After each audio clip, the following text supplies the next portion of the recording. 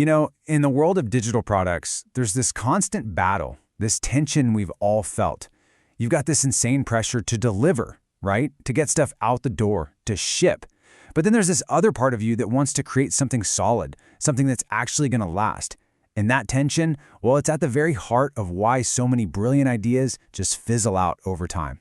So I want to ask you something right off the bat, and I want you to keep this in the back of your mind through this whole explainer. Think about your own team, your own projects. Are you guys in the business of shipping, or are you in the business of building? Because believe me, they are two completely different things, two worlds apart. All right, let's start with something we all know way too well, the shipping obsession.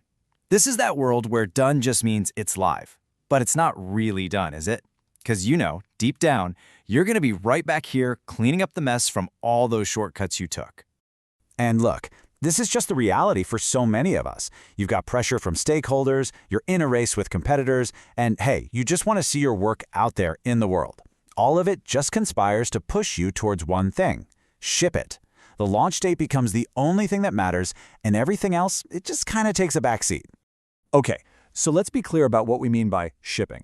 At its core, it's really simple. You deliver something that works. Notice what's not in that definition. It just works. For today, right now, the whole game is just solving the immediate problem, and that's it, period. So if that's the shipping mindset, what's the other side of the coin? Well, this brings us to the main event, the core conflict, the huge difference between a shipping mindset and a building mindset. And these really are two totally different philosophies for how you create things. And this breaks it down perfectly. On one side, you've got shipping. That's all about today. It's tactical. It's reactive. On the other side, you've got building. Well, that's all about tomorrow. It's strategic. It's about creating something that can evolve. One is about hitting a deadline. The other is about creating a future. Now, this might seem like we're just splitting hairs, but the long-term consequences are absolutely massive. That relentless focus on speed, it comes with a hefty price tag. And more often than not, the shortcuts we take today become the giant roadblocks that bring everything to a grinding halt tomorrow. And here's the really tricky part, the thing that gets everyone. You don't feel the pain right away. On launch day, the product that was shipped and the one that was built might look exactly the same. They both work. But underneath the surface of the rush one, the cracks in the foundation are already starting to form. This timeline tells a story we've seen 1,000 times. At launch, it's great. High fives all around. It works.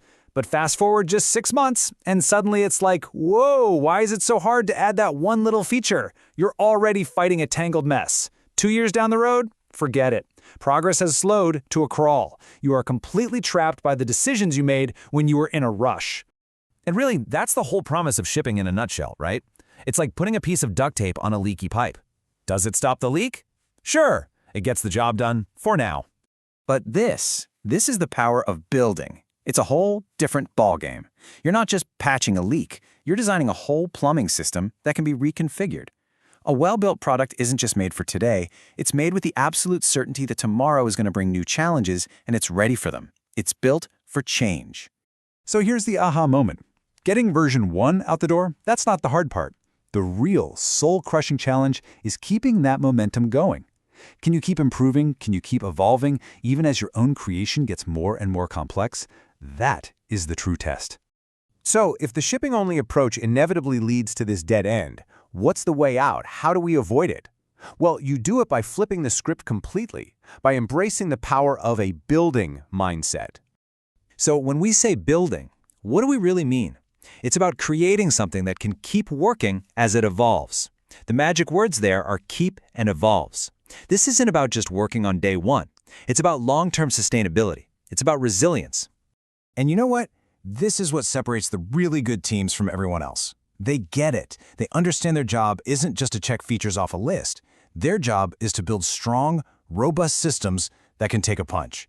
Because you know the punches are coming. Change is the only guarantee. So how do you actually do that? What's the secret sauce? The answer is architecture. And no, this isn't some boring academic exercise. It's the very practical, hands-on work of deciding how the pieces fit together so that when you need to change one part, the whole thing doesn't fall apart. I love this quote because it just hits the nail on the head. Good architecture isn't about slowing you down today. It's an investment. It's that quiet and visible foundation that lets you move so much faster and with so much more confidence down the road. And that really brings us to the ultimate takeaway. It all comes down to this one simple, powerful idea that separates the truly great teams from the ones that are just good. They don't just ship, they build. So as we wrap up, let's circle all the way back to that question I asked you at the beginning, but let's frame it a new way. Take a hard, honest look at what you're working on. Are you making something that's just for now? Or are you building something that's designed to last? Because in the end, the answer to that question is going to define your future.